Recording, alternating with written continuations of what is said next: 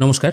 অনেক দর্শক বন্ধুই আমার অনেক ভিডিওতে কমেন্ট করেছেন যে ভোটার কার্ড কারেকশন করার সময় আমরা সাপোর্টিং ডকুমেন্ট হিসেবে আধার কার্ড আপলোড করেছি, কিন্তু তা সত্ত্বেও ডকুমেন্ট মিসম্যাচ বলে ফর্ম রিজেক্ট করে দেওয়া হচ্ছে। কেউ হয়তো জন্ম তারিখ কারেকশন করতে চেয়েছেন আধার কার্ডের মাধ্যমে, সেখানেও দেখাচ্ছে ডকুমেন্ট মিসম্যাচ, কিন্তু তার জন্ম তারিখ হয়তো আধার কার্ডে ঠিকই আছে, তাও মিসম্যাচ দেখিয়ে দিচ্ছে।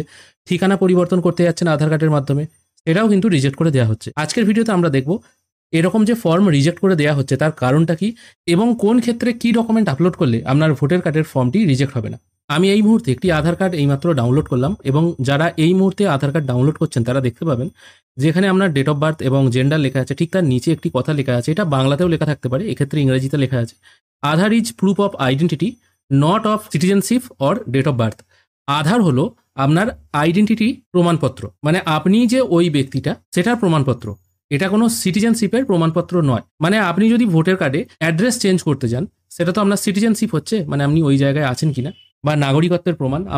আপনি হয়তো আধার কার্ড দেখিয়ে ঠিকানা চেঞ্জ করতে যাচ্ছেন, সেটা কিন্তু হবে না এখানে, কারণ এখানে মেনশন করাই আছে আধার কার্ড আপনার নাগরিকত্বের প্রমাণ নয়। আর কি বলা হয়েছে, অর ডেট অফ বার্থ, মানে আপনার যে জন্ম তারিখ বা আপনার যে জন্ম সাল যেটা আছে আর কি, যে ডেট অফ বার্থ আছে, সেটারও কিন্তু প্রমাণ নয় আধার কার্ড। মানে আপনি ভোটার কার্ডে ঠিকানা এবং জন্ম তারিখ আধার কার্ডের মাধ্যমে চেঞ্জ করতে পারবেন না। এটা কিন্তু এখানে পরিষ্কার হয়ে গেল, কারণ এটা আধার কার্ডে মেনশন করে দেওয়া আছে। এবার হয়তো এই লেখাগুলো অনেকেই হয়তো দেখেন না, জাস্ট দেখে নেন আধারের ছবিটা আছে, কি লেখা আছে। আমরা ম্যাক্সিমাম মানুষই দেখি না, এটা আমাদের দোষ নয়, এটা আমাদের নিজেদের সবারই দোষ, আমরা কেউই দেখি না। আজকে রিজেক্ট হচ্ছে বলে আমাদেরকে দেখতে হচ্ছে। এবার আমরা দেখে নেবো ভোটার কার্ড কারেকশন করার ক্ষেত্রে কি কি ডকুমেন্ট আপলোড করলে ফর্মটা রিজেক্ট হবে না। আমি আপাতত একটি 8 নম্বর ফর্ম ওপেন করছি। আমি এখান থেকে সরাসরি কারেকশন অপশনে চলে এসেছি, মানে একসঙ্গে আপনারা যেগুলো কারেকশন করতে পারেন আর কি, সেই অপশনগুলো আমি চলে এসেছি। এখানে দেখুন প্রথমে আছে নেম। আপনারা যদি নাম কারেকশন করতে চান সেক্ষেত্রে কি ডকুমেন্ট আপলোড করবেন। এখানে সাপোর্টিং ডকুমেন্ট হিসাবে কিন্তু অনেকগুলো ডকুমেন্টের কথা মেনশন করা আছে, এবং এখানে আধার কার্ডও দেওয়া আছে। এবার যেহেতু আধার কার্ডের মাধ্যমে ভোটার কার্ড কারেকশন করলে বেশিরভাগ ক্ষেত্রেই এটা রিজেক্ট হয়ে যাচ্ছে, আর এখানে আমি বলেই দিলাম আধার ইজ প্রুফ অফ আইডেন্টিটি, মানে আপনার পরিচয়ের প্রমাণ, মানে আপনার নাম, আপনার ছবি এবং আপনি যে ওই ব্যক্তিটা, এটা ম্যাচ করে দেখবে আধার কার্ড। আপনার ওই ডেট অফ বার্থটা সঠিক কিনা সেটা আধার কার্ডে যেটা আছে সেটার সঙ্গে ম্যাচ করে কেউ দেখবে না, তার জন্য অন্য প্রমাণ লাগবে। তাই আপনি যদি আপনার নামে কোনো ছোটোখাটো ভুল থেকে থাকে, হয়তো আই এর জায়গায় ওয়াই হবে, বা ছোটোখাটো একদম একদম ছোট মাইনর মিস্টেক যদি থেকে থাকে, সেটা আপনি আধার কার্ডের মাধ্যমে কারেকশন করতে পারেন, হলেও হতে পারে। কিন্তু আপনি যদি মনে করেন আপনি রিস্ক নেবেন না, সেক্ষেত্রে প্যান কার্ড অথবা ড্রাইভিং লাইসেন্স অথবা মাধ্যমিক পাস সার্টিফিকেট যেটা আছে এগুলো আপলোড করতে পারেন। ধরুন প্যান কার্ড আপনার নেই, হতেই পারে, ড্রাইভিং লাইসেন্সও নেই, কিন্তু মাধ্যমিক নিশ্চয়ই আপনি দিয়েছেন, মাধ্যমিক বা উচ্চ মাধ্যমিকের সার্টিফিকেট যদি থাকে সেটা আপলোড করে দিতে পারেন। এবার ধরা গেল এগুলো তিনটের মধ্যে কোনোটাই নেই, সেক্ষেত্রে কি করবেন, এবার যাদের এগুলো নেই তার পাসপোর্টও থাকবে না, স্বাভাবিক ব্যাপার। যদি বার্থ সার্টিফিকেট থাকে সেটাও আপনি আপলোড করতে পারেন। ধরা গেল বার্থ সার্টিফিকেট আপনার নষ্ট হয়ে গেছে, বা আপনি হয়তো বয়স্ক মানুষ, আপনার সেটাও নেই, তাহলে আপনি ইলেকট্রিসিটি বা গ্যাস কানেকশনের যে বিল আছে সেখানে আপনার নাম যদি মেনশন করা থাকে সেটাও দিতে পারেন, অথবা আপনার ব্যাংকের পাসবই আপলোড করে দিতে পারেন। আর বেটার হয় যদি 3-4টে ডকুমেন্ট সাপোর্টিং ডকুমেন্ট হিসেবে একবারে পিডিএফ আকারে আপলোড করে দেন, কারণ এখানে আপনারা জানেন 2 MB পিডিএফ আকারে আপলোড করা যাবে। তাই 2-3টে ডকুমেন্টকে একবারে স্ক্যান করে নিলেন, মোটামুটি 200 থেকে 250 KB ফরম্যাটে, দিয়ে 3টাকে অ্যাটাচ করে একবারে আপলোড করে দিন, সব থেকে ভালো হয়। সেক্ষেত্রে অ্যাকসেপ্ট হওয়ার সম্ভাবনা অনেকটাই বেশি, তবে আধার কার্ডটা যতটা সম্ভব অ্যাভয়েড করার চেষ্টা করবেন। দ্বিতীয় আছে জেন্ডার। আমি শুধুমাত্র জেন্ডার সিলেক্ট করছি। জেন্ডার চেঞ্জ করতে চাইলে সাপোর্টিং ডকুমেন্ট হিসাবে আপনাকে আধার কার্ড দিতে হবে, কারণ ইলেকট্রিসিটি বিল, প্যান কার্ড, এই সমস্ত জায়গায় আপনার জেন্ডার লেখা থাকে না। ড্রাইভিং লাইসেন্স দিতে পারেন, সেখানে লেখা থাকে। মাধ্যমিকের সার্টিফিকেটে জেন্ডার লেখা থাকে না, আর পাসপোর্ট যদি থাকে সেটাও ভালো হয়, তবে বেটার হয় আধার কার্ডটা দেওয়া, এক্ষেত্রে মনে হয় না রিজেক্ট হতে পারে। থার্ড অপশন চলে আসছি এজ বা ডেট অফ বার্থ চেঞ্জ করার ক্ষেত্রে সাপোর্টিং ডকুমেন্ট হিসেবে আপনারা কি দেবেন। এক্ষেত্রে কিন্তু আপনারা ভুলেও আধার কার্ড দেবেন না, ফর্ম 100% রিজেক্ট হয়ে যাওয়ার সম্ভাবনা আছে। 100% না হলেও 95% রিজেক্ট হয়ে যাবে।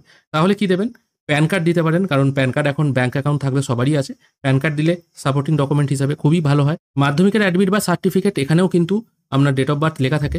বার্থ সার্টিফিকেট যদি থাকে সেটাও দিতে পারেন। এবার দেখা গেল আপনার কাছে driving licence, pan card, birth certificate, মাধ্যমিকের সার্টিফিকেট কিছুই নেই, সেক্ষেত্রে তো আধার কার্ড ছাড়া উপায় নেই, কিন্তু তাও আধার কার্ডটা দেবেন না।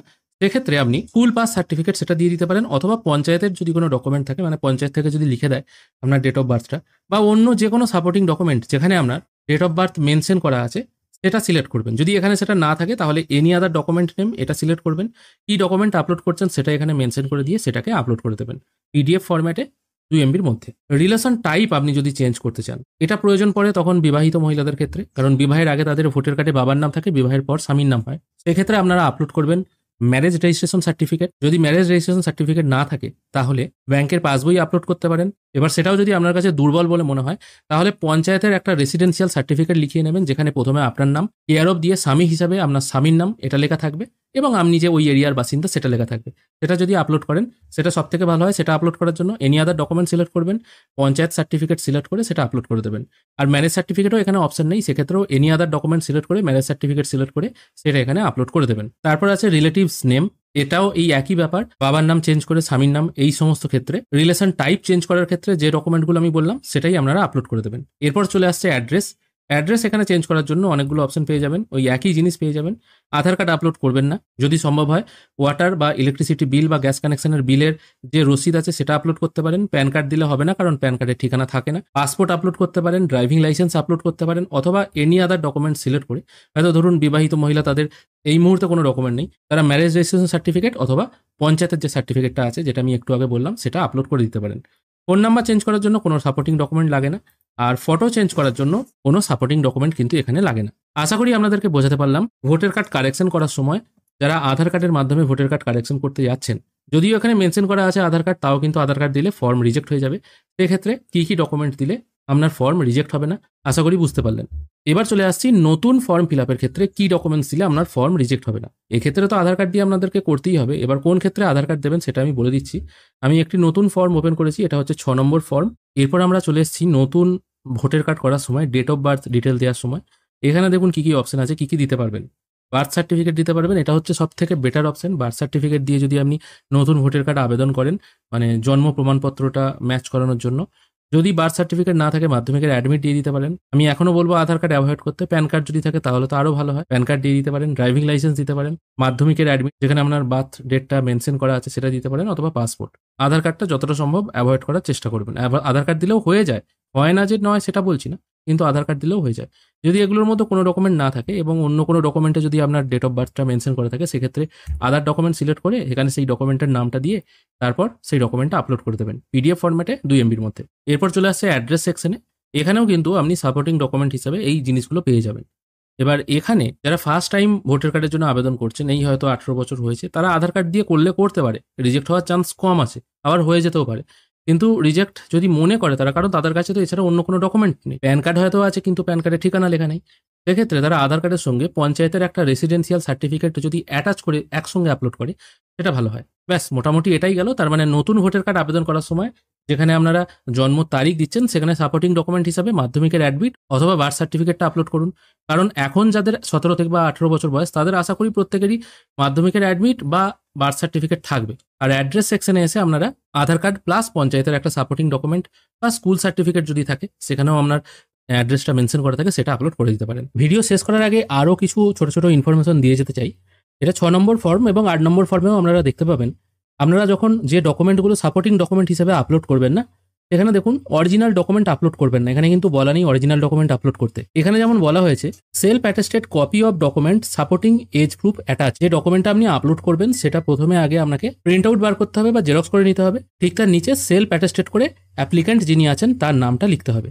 এটাই কিন্তু বলা হয়েছে, একবারও বলা হয়নি অরিজিনাল কপি আপলোড করতে। কিন্তু এটা কেউ খেয়াল করেন না, ম্যাক্সিমাম ক্ষেত্রে অরিজিনাল আপলোড করে দেন অথবা জেরক্স আপলোড করে দেন, সেলফ অ্যাটেস্টেড তো কেউ করেনি না। এটা কারেকশনের ক্ষেত্রে এবং নতুন উভয়ের ক্ষেত্রেই প্রযোজ্য। আর নতুন ভোটার কার্ডের ক্ষেত্রে অ্যাড্রেস প্রুফ হিসাবে আপনারা যদি আধার কার্ড আপলোড করেন, অনেকের যদি এরকম দেখা যায় যে আধার কার্ড আপলোড করেছে নতুন 6 নম্বর ফর্ম ফিল আপ করার সময়, তাও কিন্তু রিজেক্ট করেছে অ্যাড্রেস প্রুফ হিসাবে যদি আধার কেউ আপলোড করে, সেক্ষেত্রে দেখুন এখানে বলা হয়েছে কি self attested copy of address proof either in the name of applicant. মানে যিনি অ্যাপ্লিক্যান্ট আছেন তার যদি কোনো অ্যাড্রেস প্রুফ থেকে থাকে তার নিজের নামে, সেটাও সেলফ অ্যাটেস্টেড আপলোড করতে হবে। যদি না থেকে থাকে তাহলে তার পেরেন্টস, স্পাউস অথবা অ্যাডাল্ট চাইল্ড, তার বাবা কিংবা মায়ের যদি ভোটার কার্ড থাকে সেটাকে জেরক্স করে নিয়ে তার নিচে সেলফ অ্যাটেস্টেড করে সেটাকেও যদি আপলোড করে দেওয়া যায় আধার কার্ডের অল্টারনেটিভ হিসাবে, তাহলেও কিন্তু সেই ডকুমেন্টটা অ্যাড্রেস প্রুফ হিসাবে আপনার কাজে লাগবে। মানে আপনার ভোটার কার্ডে অ্যাড্রেস প্রুফ হিসাবে সেটাকেও গণ্য করা হবে। আপনার যে ডকুমেন্ট দিতে হবে তা কিন্তু নয়। নতুন ভোটার কার্ডের ক্ষেত্রে আধার কার্ড অ্যাড্রেস প্রুফ হিসাবে আপলোড করার পর যদি সেটা রিজেক্ট হয় বা ফর্ম যদি রিজেক্ট করে,